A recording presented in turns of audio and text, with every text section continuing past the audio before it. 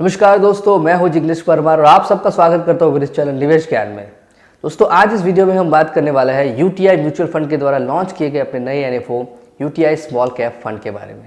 दोस्तों, ये एक ओपन एंडेड इक्विटी स्कीम है जो कि इन्वेस्ट करेगी प्रीडोमिनेटली स्मॉल कैप फंड में। दोस्तों, इस एनएफओ के बारे में जानकारी अच्छे से समझने के लिए आपको इस वीडियो को अंत तक देखना बेहद ज़रूरी है।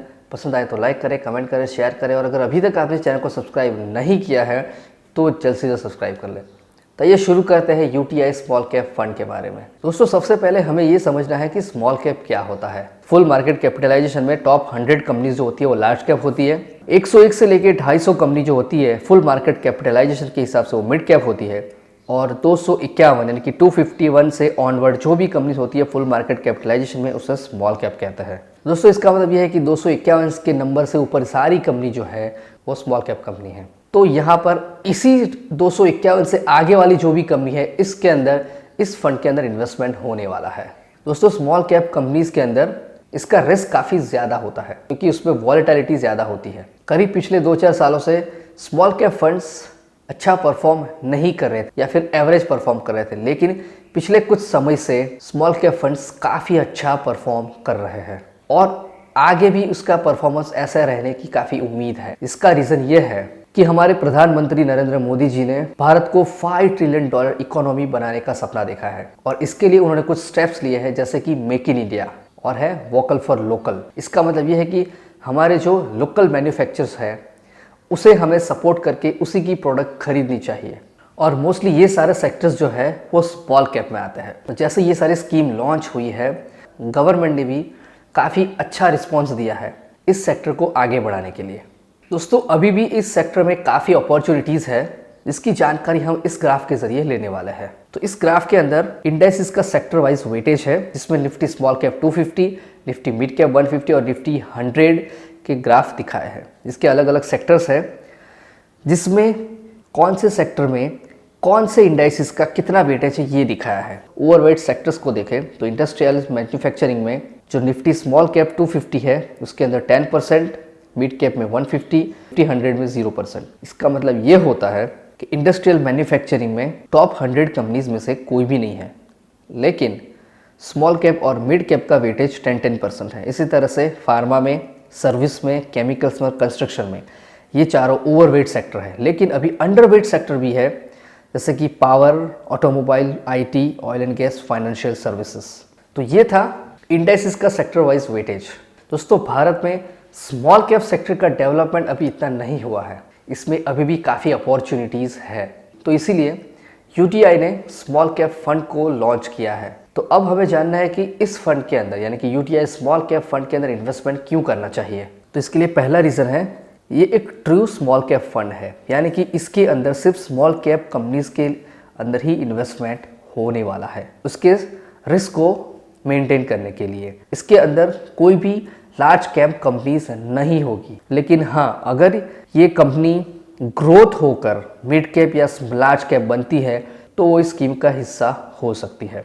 इसके अंदर स्मॉल कैप कंपनीज का काफ़ी सारे हिस्से में इन्वेस्टमेंट होने वाला है और इस फंड के अंदर well establish risk management practice को फॉलो किया गया है और इसका जो पोर्टफोलियो है वो वेल डाइवर्सिफाइड होगा और रिस्क को काफ़ी हद तक कंट्रोल करने की कोशिश की जाएगी। ये कुछ रीजंस थे कि क्यों यूटीआई स्मॉल कैप में इन्वेस्ट करना चाहिए। अब हमें देखना है इस फंड के इन्वेस्टमेंट फ्रेमवर्क को। तो इसमें पहला है investment style, blend with growth tilt. ये जो इन्वेस्टमेंट होने वाला है वो return on capital employed and operating cash flow के आधार पर होने वाला है। दूसरा है स्टॉक सिलेक्शन, स्टॉक्स अप्रोच है बॉटम टू अप। इसके अंदर जो भी क्वालिटी कंपनीज होगी जो लंबे समय के लिए अच्छा परफॉर्म करेगी उसको पहले सेलेक्ट किया जाएगा। तीसरा है market cap, small cap denomination में प्रीफर एलोकेशन है स्मॉल कैप में 65 to 80% और मिड कैप में होगा 20 to 35% एलोकेशन। इंटरनल लिमिट्स है सिंगल सेक्टर में कम से कम 35% या तो फिर बेंचमार्क में जो भी लिमिट है सेक्टर की उससे 12% ज़्यादा। सिंगल स्टॉक की मैक्सिमम लिमिट है 9.5% और टॉप 10 स्टॉक्स की लिमिट है मैक्सिमम 50%, यानी कि इस सेक्टर में जो भी टॉप 10 स्टॉक्स होंगे उसको मैक्सिमम 50% एलोकेशन दिया जाएगा। पोर्टफोलियो टर्नओवर की बात करें, इसका चर्निंग मॉडरेटली होने वाला है। तो दोस्तों, ये थी जानकारी इस फंड के इन्वेस्टमेंट फ्रेमवर्क के बारे में। अब हमें देखना है इस फंड के स्नैपशॉट के बारे में। इस स्कीम का ऑब्जेक्टिव है कि generating long term capital appreciation by investing in small cap and mid cap companies. Benchmark है निफ्टी स्मॉल कैप 250, यानी कि स्मॉल कैप की जो 250 कंपनीज का इंडेक्स है उसी के अंदर से इन्वेस्टमेंट स्कीम में होने वाला है। लोड स्ट्रक्चर की बात करें तो एंट्री लीड नील है। एग्जिट लोड 1 साल से अगर कम में रिडीम करता है या स्विच करता है तो 1%, और 1 साल के बाद कोई भी लोड नहीं है। इस स्कीम का प्रकार है ओपन एंडेड इक्विटी स्कीम, जो कि स्मॉल कैप में इन्वेस्ट करने वाली है। मिनिमम एप्लीकेशन अमाउंट है 5000 और मल्टीपल्स ₹1 और कोई भी अपर लिमिट नहीं है। इसके अंदर प्लान जो अवेलेबल है वो रेगुलर एंड डायरेक्ट प्लान दोनों अवेलेबल है। ग्रोथ ऑप्शन, डिविडेंड ऑप्शन भी अवेलेबल है। डिविडेंड में भी डिविडेंड पे आउट, डिविडेंड री इन्वेस्टमेंट, दोनों प्रकार के प्लान्स अवेलेबल है। दोस्तों अब हमें जानना है कि हमें यूटीआई स्मॉल कैप फंड में इन्वेस्टमेंट क्यों करना चाहिए। तो इसके कुछ रीजंस में एक है रिस्क एलोकेशन, दूसरा है रिटर्न एक्सपेक्टेशन, तीसरा है इन्वेस्टमेंट रूट और चौथा है टाइम होराइजन। दोस्तों ये थी जानकारी यूटीआई स्मॉल कैप फंड के बारे में। थोड़ा समराइज कर लेते हैं। ये स्कीम सिर्फ स्मॉल कैप या मिड कैप कंपनीज के अंदर इन्वेस्टमेंट करेगी।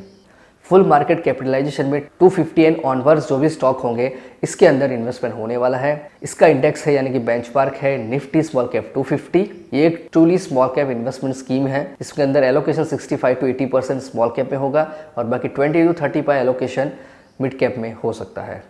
दोस्तों ये थी जानकारी UTI small cap fund NFO के बारे में। मैं आशा करता हूँ कि आपको ये वीडियो पसंद आया होगा। इसे लाइक करें, कमेंट करें, शेयर करें और अगर अभी तक आपने चैनल को सब्सक्राइब नहीं किया है तो जल्द से जल्द सब्सक्राइब करें।